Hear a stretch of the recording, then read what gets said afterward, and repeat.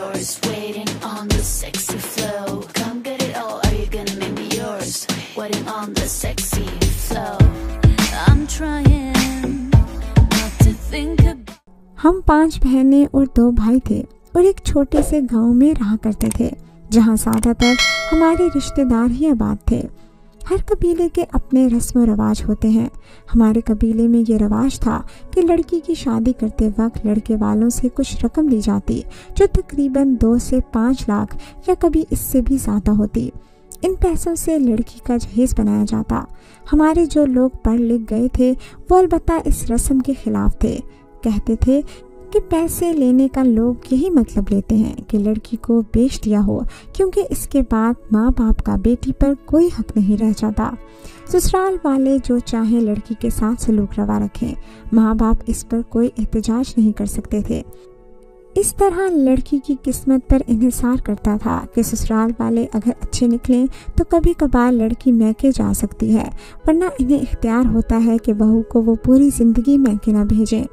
मुश्किल ये थी कि अगर कोई रकम ना लेता तो इस घराने की कोई इज्जत नहीं करता और इनको कम दर्जे का समझा जाता। इसलिए हम सब मजबूर होते हैं कि इस रवाज की पाबंदी करें। लिहाजा हम 3 बहनों की शादी भी इसी तरह हुई। 2 बहनें ऐसी थी जिनको मैके जाने की इजाजत नहीं थी। इसी वजह से वालिद ने चौथे नंबर वाली बहन गुल बीबी की शादी चचाजाद अहमद खान से करने का फैसला किया, जो एक खूबसूरत नौजवान था। मेरी बहन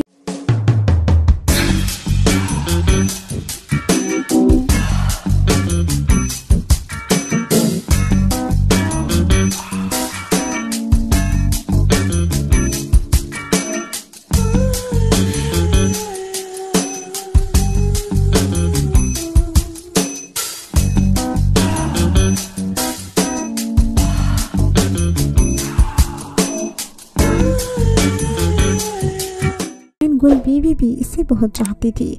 वो हम सब बहनों में सबसे ज़्यादा खूबसूरत थी। जब चचा चाची को पता चला कि वालिद गुल बीबी का रिश्ता इनको देने पर राज़ी हैं, तो वो हमारे घर आए ताकि रिश्ते की बात कर सकें। मगर वालिद ने रकम 6 लाख रुपए तलब की, जो इनकी हैसियत से बढ़कर थी। चचा चाची हैरान हुए कि सगे भाई ने इतनी ज़्यादा रकम बताकर मसले को मुश्किल बना दिया। वो चुपचाप घर वापस चले गए और बेटे से बात की।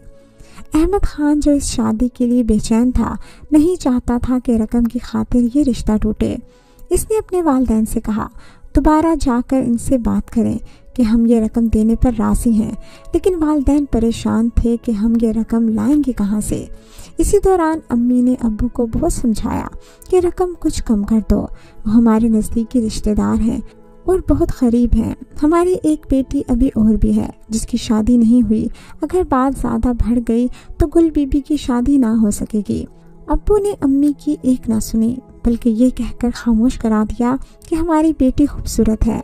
हमने अगर इसके बदले ज़्यादा पैसे ना लिए तो ससुराल में ताने दिए जाएंगे कि इतनी खूबसूरत लड़की की कीमत इतनी कम मांगी गई।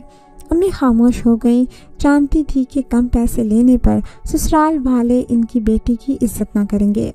आखिरकार बात तय हो गई कि 6 लाख के बदले शादी हो गई।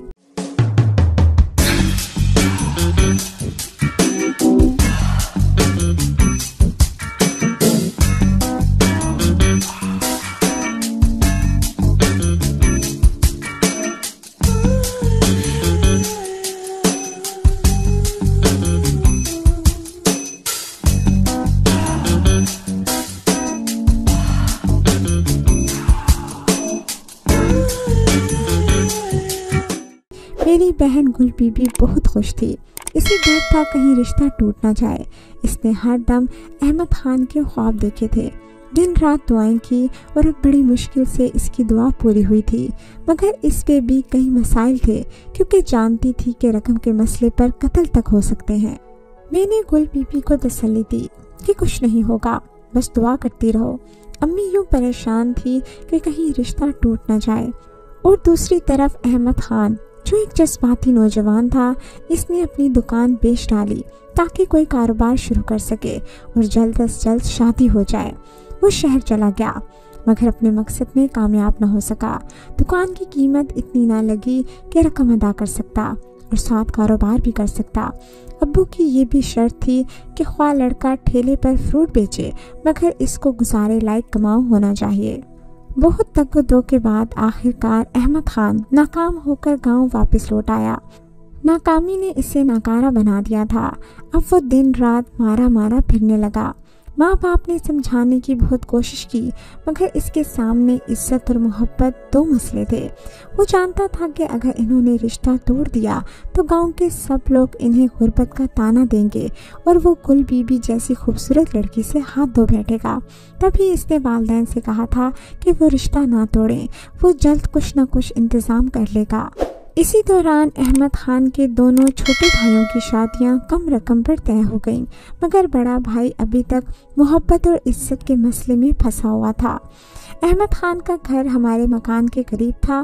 وہ مجھے کسی ذریعے سے پیغام پہنچاتا کہ گل بی بی سے کہنا میرا انتظار کرے۔ جب بھی میں کے جاتا